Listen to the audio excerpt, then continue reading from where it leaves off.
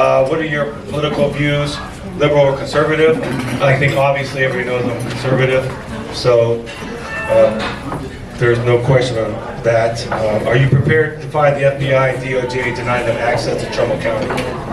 That's kind of a tough question, but I think what I'm reading in between that is, if it comes down to it and the government says, hey, we're going to start seizing people's guns and taking their firearms, absolutely not. I'm not ever going to do that to the government, allow the government to dictate that to me. So they might as well just arrest me. So pay attention. You guys can put your money together and bond me out, because I'm not going to take away your firearms. Another question is, would you conduct investigation into corruption within the Children's Services or Trumbull County Family Court? As long as it's a liable resource, you know what I mean? If you can come and have a complaint and there's some validity to it, we're absolutely going to look into it. No one's going to be able to escape, you know. If somebody comes in and has a complaint, we're going to look into it all the way until the end. And somebody who works in the jail said, if voted, would you let workers in the jail have beards? Yes. Yes, you can have beards. So that's a couple things I'm going to allow the guys to have beards, and if they have tattoos, they can wear short sleeves now to help them out. And another one is, will you address corruption and will you show favoritism to those involved? No, I won't. So, like I said, if we do our investigation and find out that you're wrongdoing, then you're going to be dealt just like everybody else. So there's no free pass on that. I'm also going to reintroduce the volunteer auxiliary program that's been pretty much put aside. I think auxiliaries are very, very important to help out the Sheriff's Department in case we have inclement weather, parades, etc., and also bring back the mounted patrol, because horses are a vital tool that we can use for lost children, lost adults. You know, horses can go some places the ATVs cannot go, and also they're very good for crowd control. I'm also going to reintroduce the volunteer auxiliary program that's been pretty much put aside. I think auxiliaries are very, very important to help out the Sheriff's Department in case we have inclement weather, parades, etc., and also bring back the mounted patrol, because horses are a vital tool that we can use for lost children, lost adults. You know, horses can go some places the ATVs cannot go, and also they're very good for crowd control. Okay, another question asked me, what separates me from the current sheriff and my opponent? I'll start with my opponent. He says that he's a retired state trooper, and I have the utmost respect for troopers because my wife's a retired trooper and my son-in-law's a sergeant with the patrol. So, but they only deal with traffic. Okay, they deal with chasing taillights, running traffic, handling crashes. So when people call, we want them to, hi guys. When somebody calls 911, they're calling us for a reason. So as me as an individual, I can show up to your house as sheriff and jump right in there and take, you know what I mean, to do the report.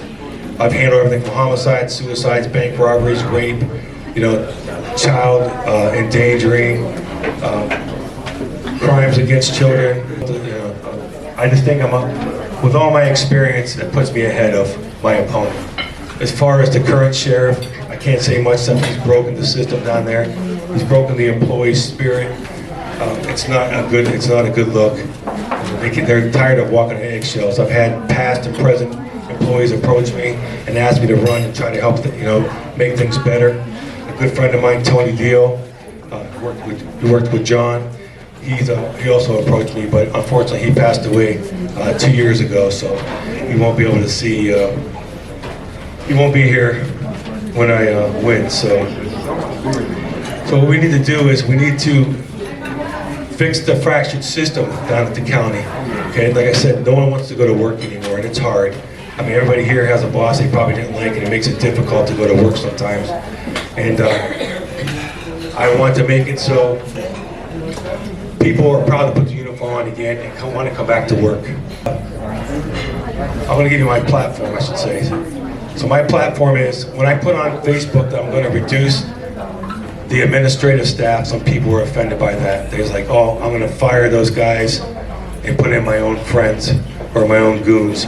But what that means is every sheriff that comes in, his administrative staff is fiduciary, which means they know that they can be fired for no reason.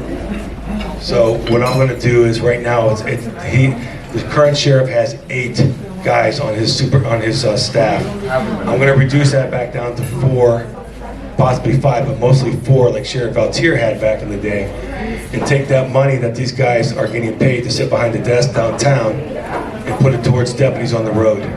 Because that's what we need, is those deputies on the road. And there's other things I have lined up that I want to do, but I don't want to say too much because every time I talk, somebody takes my idea and goes with it. But by eliminating some positions, it's nothing personal, it's business. The people I'll put in there will be for the best, and we need to have more deputies on the road. We need to protect the citizens. Sometimes there's only 2 deputies on the road for the whole county, and that's not right. Especially on day shift, when you have 8 guys sitting behind the desk, you know what I mean? They don't go out and help at all. So I'm not going to be afraid to put on my uniform at night, come out in the middle of the night, they need me, or somebody needs time off, they're short, they're sick, put my uniform. I mean, Chief was the same way. If we were short, Chief was out there in the car making traffic stops and helping us. That's how I'm going to be. Everybody work with the commissioners, and I want the commissioner, every week we're going to have a report for the commissioners, and every week it'll be that we'll tell you how many calls we had for service, you know, if we had overtime, how much overtime, you know, we got to stop. The other thing too is the jail. The jail is terrible right now. We're paying a doctor, I believe, $1.3 million, and he's hardly there. Most of the time they're taking the inmate to the hospital, which now they have to take a deputy off the road. So if they had 3, now they're down to 2 because he has to sit with that person. Now you have to incur not only the cost for the emergency room in the hospital stay, which we should have been able to have, a medical staff there. So the medical staff we're going to look at other options, whether it's going with, registered nurses like Mahoney County does, or nurse practitioners, and pay them. So we have 24-hour medical available.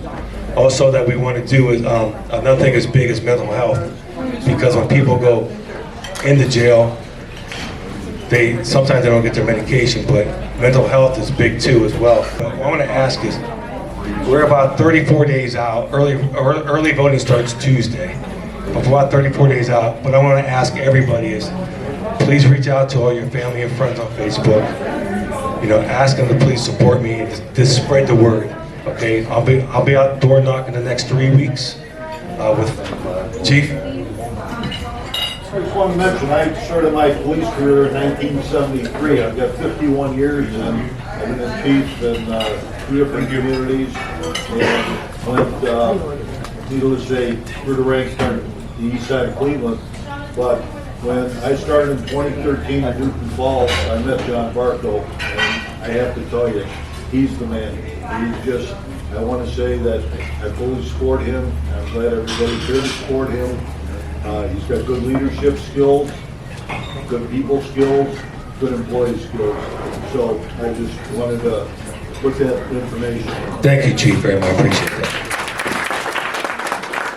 I have stuff planned that we will be able to get grants and such from the federal government to help alleviate taxpayers' burden, because I know everybody's taxes just went up.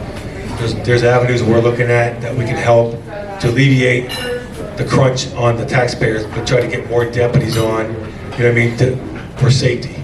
There's no reason that there's only 2 deputies for this. We should have at least a minimum 5 a night, and then maybe eight guys, on the road, 9 guys. I don't think we should have a deputy in every building. For the courts, yes, that's what we're responsible for. It's court security and prisoners. That's it. All this other road patrol and seeing the deputies out, that's a perk. Okay? So if there's other departments that we can pull the deputies out of there, once we tell that agency, hey, we're pulling them out, this is what it has to be. We need to protect the citizens on, the residents. So we're gonna do, you have to get your own security. So whether they want to hire ex-retired police officers or military, that's entirely up to them. But we need to alleviate a lot of this dissension and just, you've got to work together with everybody. You can't come out when it's election time and say, hey, you know, here I am or whatever. We're going to be very, very vocal, we'll be out and about all the time. And, if, you know, like I said, if you have a question, you want to come, you can come anytime down to the sheriff's office, and I'll talk to you. I'm not going to run. You'll probably see me on the road a lot because that's what I want to do. I'll still have to handle calls to help the guys out, but I mean, can you imagine making a phone call and the sheriff shows up and you're like, oh, geez, you know what I mean? Like, how can I help you? So I want the guys to be proud to put the uniform on again, because I worked for a department that it was tough, and that's why I know my vision for this department, how I'm going to change it. Like I said, from the girls who are clerks to the janitorial individuals, it's like we're all one big family, and we're going to be here, and we want you guys to feel safe, and we're going to do the best we can. So if you have questions, always come and ask. Send an email, call. You know what I mean? I'll give you guys my cell phone number, the county one, and you guys can call me like Dave Thomas does, and I'll get back to you. I'll give you your answers. You know, if you have a concern, that's fine.